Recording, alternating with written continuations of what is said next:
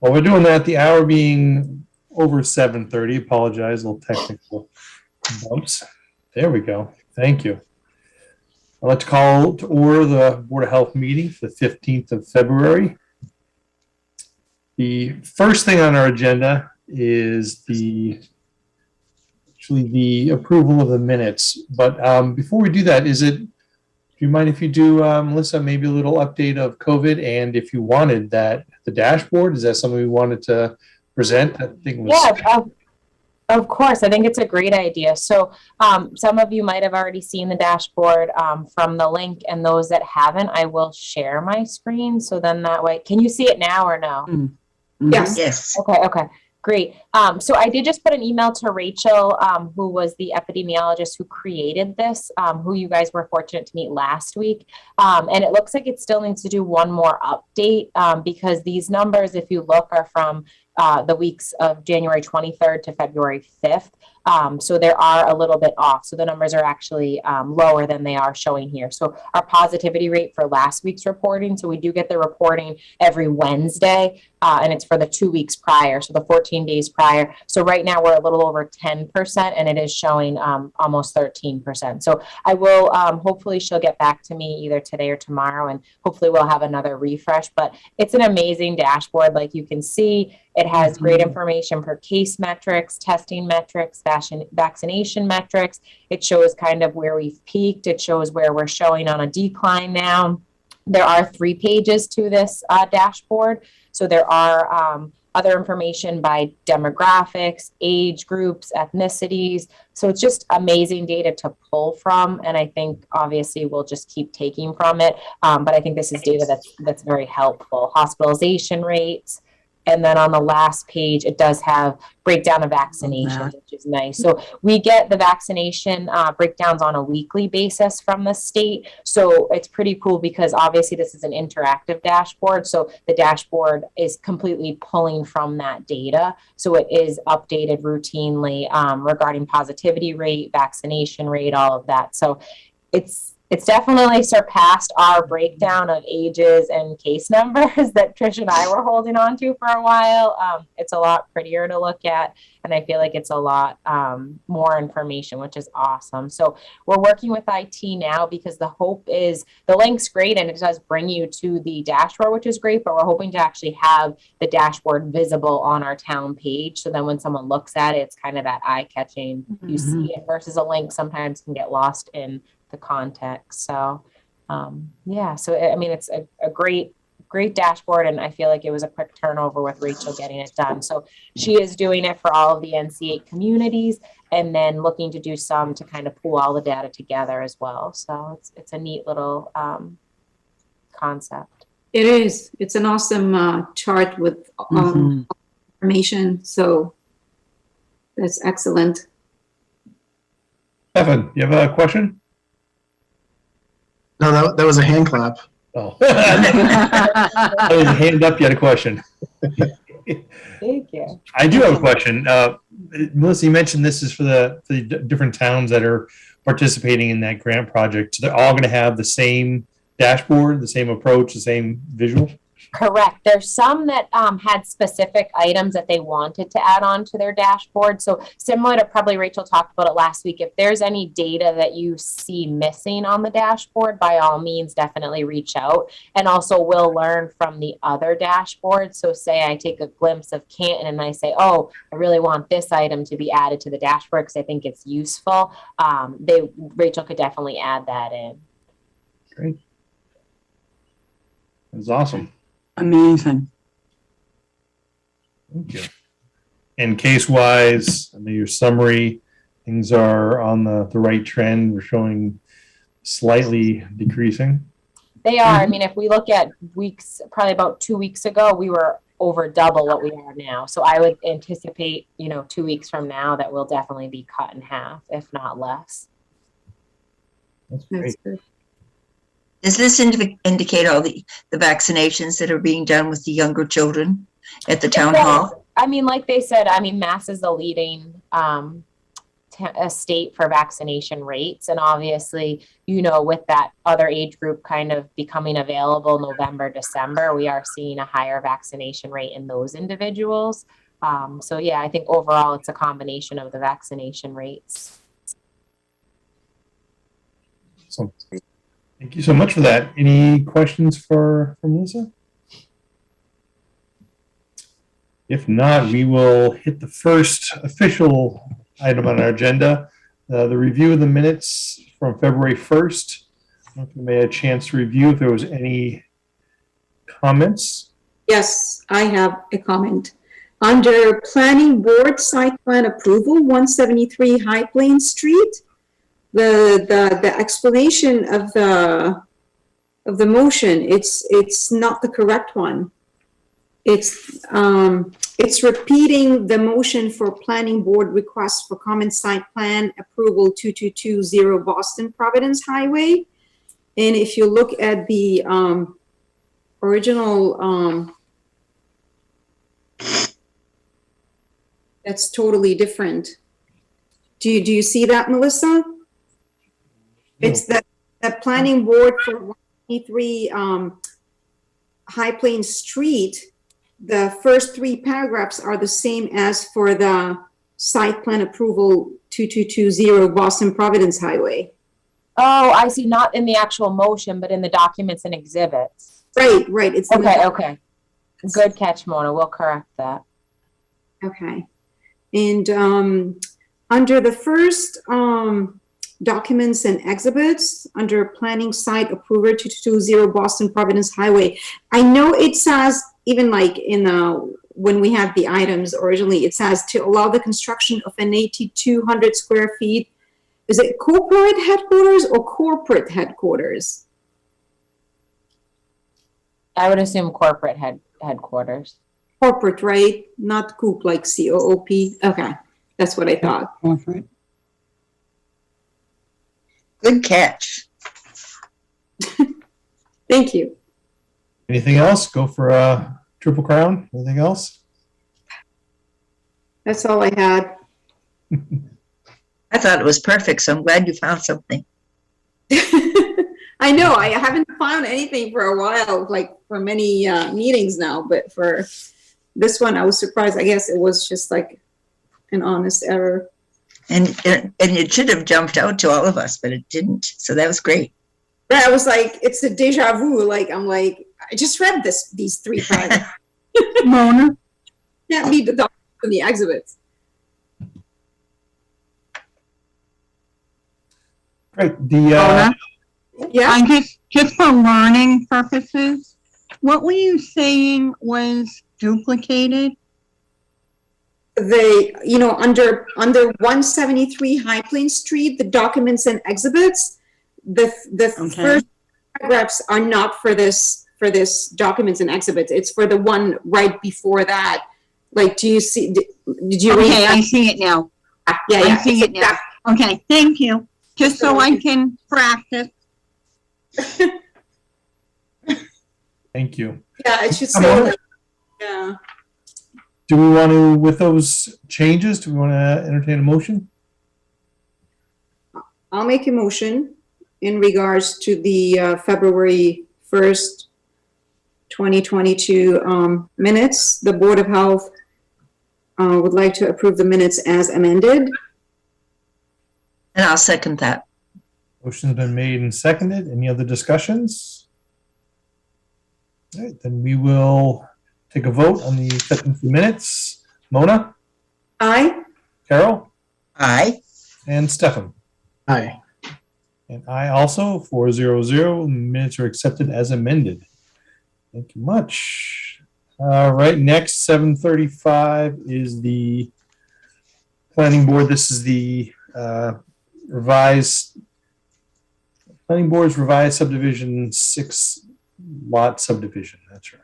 So this is actually, I'm going to make it pretty easy. So since I sent it to the board, it was actually already approved by the planning board. So they sent out correspondence on February 10th, which obviously kind of missed our packets going out. So it has since been approved, and there are conditions required by the planning board, obviously following the conditions of the approval. So there would be no other comments that our board would be making. Okay. So I did, out of curiosity, they did mention the street lights. I saw the drawing. Did they actually do sidewalks all the way around it like we asked? They didn't know, which I feel like isn't uncommon. It's preferred. And I know our board has always said that, but I think the problem is with the width of the street and obviously optimizing it. They normally do what's required of them and not obviously what's ideal. But I don't think it hurts for the board to continue that approach, because if anyone's walking, I mean, it's nice to walk down the side of the street to loop around and then come back versus crossing over. But no, they did not add that. They still have the grass strip. Gotcha. Do you think that only 3 street lights would do it, Melissa? Don't we need more? I mean, it's going to be like, I know it's just 6 houses, but still, like, it's a good sized project. So I don't think 3 street lights are going to be enough. Yeah, I definitely did make note of that and the distance between the streetlights. So I thought it was kind of sparse, but it was technically approved by the planning board. We can definitely make a note to them. However, on February 3rd, they did vote to approve the plan. Okay. On my street, we only have 3 streetlights. Okay. Is there? I don't have any. Yeah. Do we need to make a motion on this one, or do we just We don't actually know. Nope. motion to accept their acceptance? We have no other choice. Yep. That's fine. Then we will let them. That one. The next one we have is the 605 Elm Street site plan approval. This is exciting because this is my neighbor. Oh, So we have seen this plan before at the January 18th meeting, and at that time, the board voted that there was no specific concerns. We have seen this a few times along the way. They did just recently install an on-site septic system, so they are up to code with what they are proposing. And then I did, just for your reference, like to include what the revisions entailed and what they were pertaining to. So you'll see a lot of it had to do with stormwater management, erosion control, fire department access. So nothing pertaining to the health department. And at our last meeting, like I referenced, the board had no specific concerns at that time.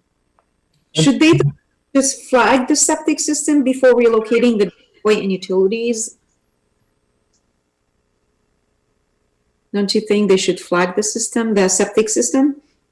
So I believe that what they're looking to do is they're just dealing with the renovation of the interior of the home. But that being said, I mean, you could make a comment so then that there's no vehicular traffic if they're bringing supplies in, but it is within the exterior of the home. Right, because they said they're relocating the whole driveway and utilities, right?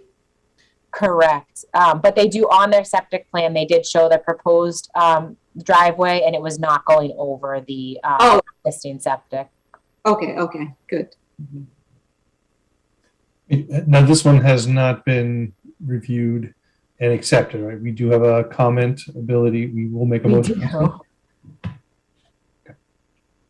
And we will entertain a motion. I'll make a motion regarding the plan for the Stigmatine Fathers at 605 Elm Street. The Board of Health has no concerns that are health issues. I'll second that. Motion has been made and seconded. Any other comments? I'd just like to comment that as far as the Stigmatine Fathers go, I was not very involved, but involved somewhat when they had their property in Waltham, and they do everything in the finest manner possible. And so I personally, as a neighbor, I'm delighted that they own this property and are not going to be putting in 10,000 houses or something like everybody else seems to be doing in Walpole. Mm-hmm. Good to have good neighbors, right? They do. Good reputation. Very good. Motion has been made and seconded. We will take a vote on passing. Comments, Mona? Aye. And we'll have Carol? Aye. Stephanie. Aye. I also, no objection, motion has been passed. The last one is the 455 South Street. This is the, solar panel. So this is one that we actually frequently saw as well, and most recently saw January 18th. So again, for your reference, I like to kind of add in what the changes were for the revised plan. And a lot of it had to do with pertaining to drainage, stormwater management, access for fire department. So again, nothing pertaining to anything health department related. And at the January 18th meeting, the board voted unanimously that they still have no specific concerns at this time. anybody have any comments about the changes? They covered quite a bit on there.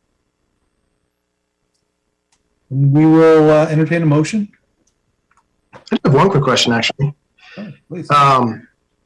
The town engineer asked whether XCU hazards were covered under the insurance policy. I did a quick Google search. I guess that it includes explosion hazards. Do we have, I'm assuming because it's battery charging, that's what the risk for explosion is, but there's nothing else that was mentioned, is there? No, there's nothing that I saw, Stefan, on it. I can definitely reach out to our town engineer though for follow-up, but there's nothing that I saw. I'd just be kind of curious. I'm assuming that's what it's for, just because battery charging, generates hydrogen. It could create an explosion hazard, but just out of curiosity. I will definitely follow up with him tomorrow and get back to you, or get back to the board. Is the Let's battery? Oh, please, Stephen. That was my only question. Yeah, I was going to say on the same line. What about the battery packs, containment, anything that could release into the environment or anything like that, if they were to have a battery issue? Secondary containment on that pad. Yeah, I don't know if they're lead acids or lithiums or what they might be for this kind of battery pack, but I imagine there must be some hazardous materials that are being utilized in those. Do you prefer to put this in a motion? Or? We wouldn't require them. I mean, would we, this kind of situation, do we have anything that requires them to, apply for or register hazardous materials or contain? It wouldn't be under our toxic and hazardous. So I'm assuming it would be something possibly filed with the state. So we could make the motion of no concerns at this time, and then I could do follow-up on my end and then report back to the board if it is within our jurisdiction, or either way, if it's covered under a state licensure. Okay. I think that makes sense.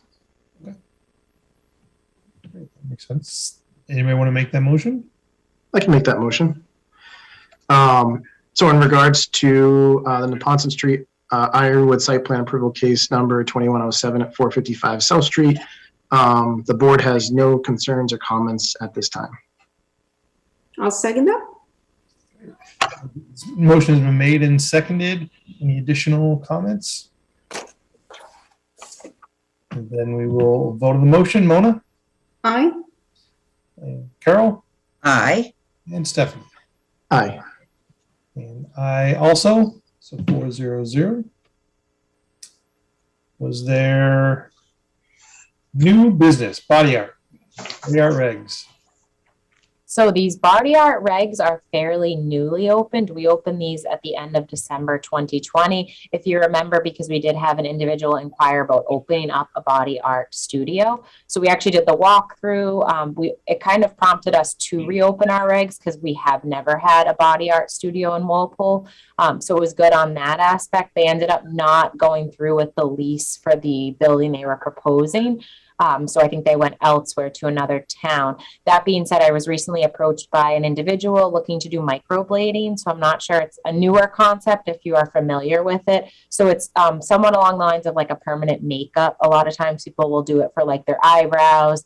They might do a makeup like an eyeliner, things like that. So our body art regulations do incorporate any microblading. So since it's new to us, it was actually coincidental. We go to our Mass Health Officers Association conference every year. And this past year in October, a person from the Boston Department of Public Health was actually there, as well as an individual who owns a microblading studio. So it was actually funny. And then literally probably a month later, a girl came in to inquire. So I did reach out to the individual who presented at the Officers Association conference, and he was super helpful. He worked for the Boston Department of Public Health. They do inspections routinely. There's a lot of microblading that goes on in the city. So he was able to provide me with their regulations, which are very similar to the regulations that we had. The only component that we added, and I will tell you that Megan Leary, who's our new deputy health agent, I had her kind of tackle this project. So she was able to look at both of the regulations, see what we were missing, and then include it in. So you'll see under page 5, the highlighted piece, number 6, it talks about Rotary Pens. So this is a new piece of equipment that's pretty much specifically for like a microblading. So again, wasn't in the regulations previously for tattoo art, but is applicable to microblading now. So I think it's something good to add in. It talks about cosmetic machines having detachable, disposable, sterile combo couplers, and shall be detachable, disposable casings or casings designed and manufactured to be easily cleaned and sterilized. So I think just like tightening up our regulations is important.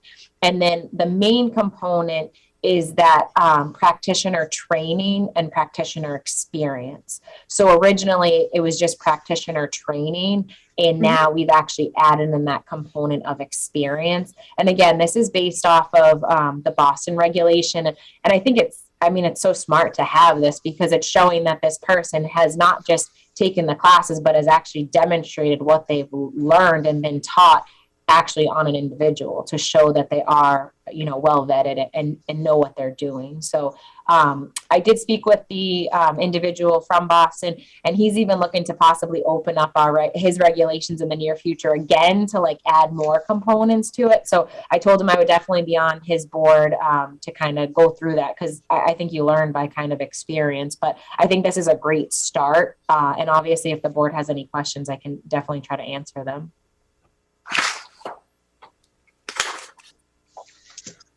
You like that. That's a good 2-section approach. I was going through it, and there was a lot of sections around Walpole licensed body art practitioner can be the person who signs off, which also has the section about being Commonwealth of Massachusetts licensed, which I think that's good. Otherwise, we would have kind of painted ourselves into a corner. Because we don't have anybody there, we can't have anybody authorizing. So, it's good. I had a chance this past Saturday to talk with my hairstylist, who's taken this course down in Florida, and for a while considered doing some of this body art as more for the makeup purpose, and but has dispensed with it because part of her concern is the requirement for she really feels that she needs to be working with another person. She's only taken the course. She has not actually practiced it. So that is a very important requirement, as a hairstylist would have. They get a license when they finish school, but they cannot become a practitioner, I guess would be the right word, until they have been under the supervision of someone for, I believe it's 2 years. Mm-hmm. So I would hope that this kind of regulation was included in this. I don't see it in this draft, but doesn't mean it wouldn't be, if you know what I'm saying. I don't see that in the regulation. I looked for it, but didn't see it. So in section G, that's a practitioner experience you're talking about, right? Yes. That whole section's in there. So that's it is included. Okay. Thank you. Melissa, is that the new section? That's the new section. And like you said, Carol, I think we're going to see this more frequently now, because I think it's kind of an expansion on like salons you're going to see. Mm-hmm. So I think a lot of salons that are currently operating would like to add this component in to kind of be more competitive. So I'd rather do it sooner rather than later. And I know this individual is just starting the courses, so we probably wouldn't see anything in the near future, but just to have it, it's kind of nice. No, I think it's great. And I have a question. We have section 11, right? It says grounds for denial of permit, revocation of permit, or refusal to renew the permit. But in case they don't comply with the regulations, right? Aren't we supposed to give them a warning first, or fine them before, I think it's like any permit. I think it's up to our discretion. So ultimately, it probably depends on the severity of the offense, right? So if it's something where we feel like they're not listening or they're negligent, but no one's at harm, then potentially we could bring it in front of the board. But if it's something where someone's at harm, I would say we would want to initially revoke the permit and then have them come into the board. So then they're not currently and actively practicing and potentially doing more harm to individuals. Okay, good. So, but if it's something minor, then we'll probably issue them a warning. I would say that that's typically our approach. I mean, we don't like to shut things down right from the beginning, as you know, but I think just it depends on what the situation is. Okay, sounds fair. There's one question I have on, it's section 10, section 10 subset E, that talk about the application. And that has a list of different things that, the name, date of birth, this is the person who's applying for the permit, the practitioner's permit. Number 7, training and or experience is set out in E below. Should that be training and experience in below, and that's probably like F and G? I think that's a really good idea, especially because that's a component we added in. So I'm assuming this is probably from the original. So we can definitely add that in, Richard. Yeah, because that E looks like that references is and just dies. I think it's probably F and G. Correct. Okay. Good catch. Melissa, is this something that the board could say, it says in one section I picked up, under 18, you need a parent or guardian permission, that the board could come out and say no under 18? So I know we had that discussion at our December meeting of. I'm sorry.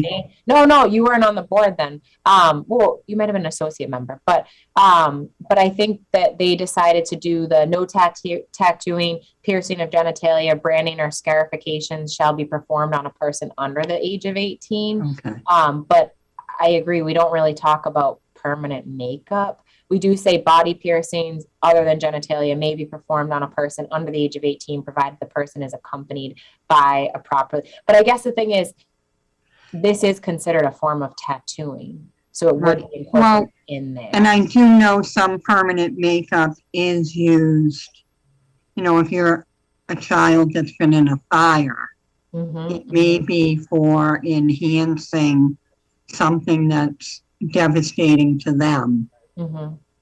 So I was more thinking of the piercing and other tattooing down the road. I wasn't really thinking of the makeup. I was thinking. But maybe that's a good point. Maybe maybe I should reach back out to Boston to see if they have a separate section for their restrictions, because again, it says no tattooing or piercings of the genitalia. So technically I would see this as body art. I mean, it's Right. You're adding pigmentation to the skin. So technically I would think that the permanent makeup would be under tattooing. It includes cosmetic tattooing. Right. And under the definition is tattoo and tattooing, it does term includes all forms of cosmetic tattooing. So Right. even our definitions might cover us under the tattoo piece. And yeah, at the same time, you don't want to open it up too loose, so then anyone's getting this done either. So I mean, it might be more of a case by case basis. Right. I know it's a tough one, because you don't want to stop someone who needs it for devastating reasons, but you don't want anyone just to come in and say, "Mom will sign anything." Sure. So with do we need to vote to pass and adopt these? Yes, and then we'll make it effective today's date, and then that way we'll have it updated on the actual regulation. Do we need to wait for any updates or edits, like the definition of restrictions, or we can put this the way it is and then, I think we can put it the way it is. I would make that change though that you said on section 10. So I'll make sure that that's changed on there. And then for the other age one, what I could do is reach out and see if these are copied from Boston. So I'm assuming they don't have any other additional components with the ages. But again, that might be something when they're looking to meet in March to kind of potentially reopen them up again and to see where we're missing areas. So that might be food for thought for that time period. okay, so we can accept, and if we Yeah. decide to change, then we can always modify.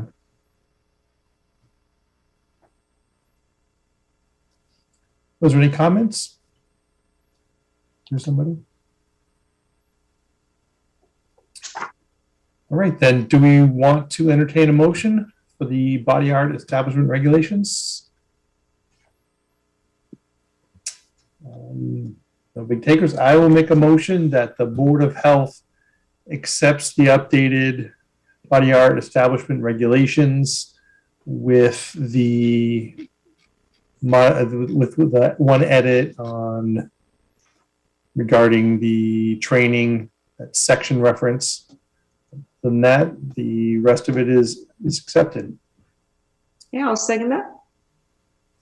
Motion has been made and seconded. Any other discussions or comments? Then we will vote on it. Moda, Aye. Stefan, Aye. and Carol. Aye. I also, so 400. The Board of Health has accepted and adopted the regulations to be effective. When we make them effective, Melissa?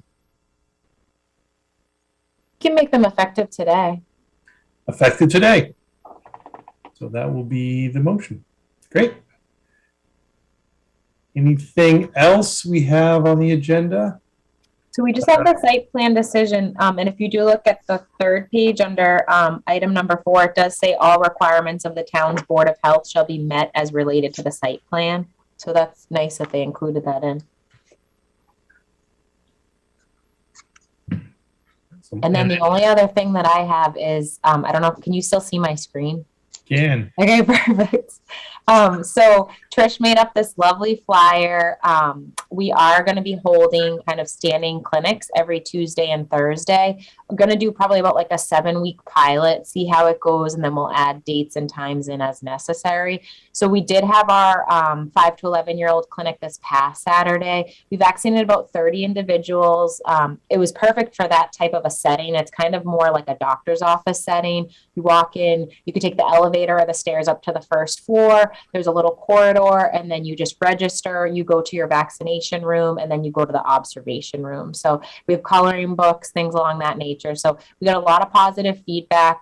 You guys definitely should check out the space. I don't know if you've been there prior to the small renovations that were done, but it's crazy what a little paint can do. It totally looks revamped. The DPW guys were awesome with helping us out, putting new paint on the walls, getting some new carpeting, fixing some kind of water stained ceiling tiles, and then they were able to kind of put together some furniture we had. So it's a great spot. So we're excited to be running this. We are going to kind of do the same standard sign up Genius for any interested volunteers. So we'll keep it open and go from there to see, you know, if we need a pivot, if we need more volunteers, if we need to open up the hours a bit more, depending on how many people sign up. But we're excited. We're excited. We left the clinic on Saturday.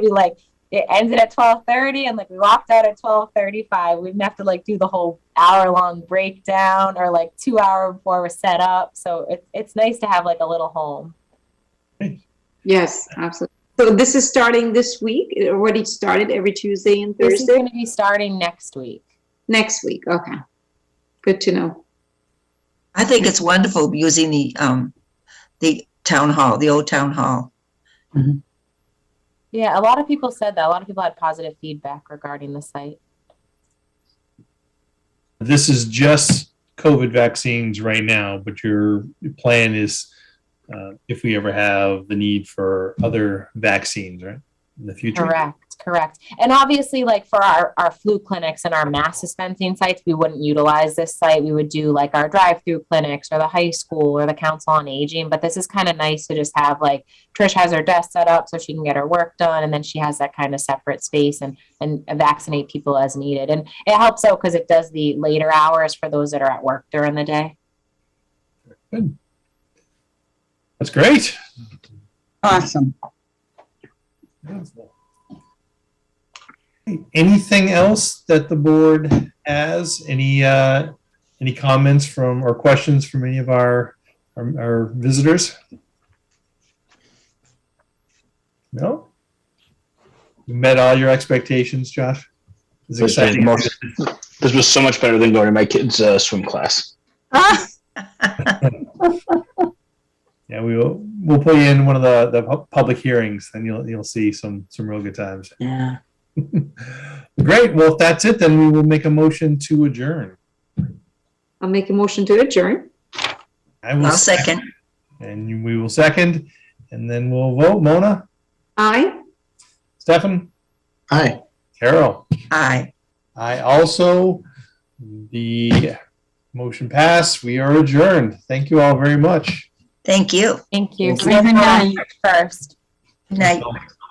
March 1st is the next meeting, right? our next meeting, yes. Very good. Well, good night, everyone. Nice.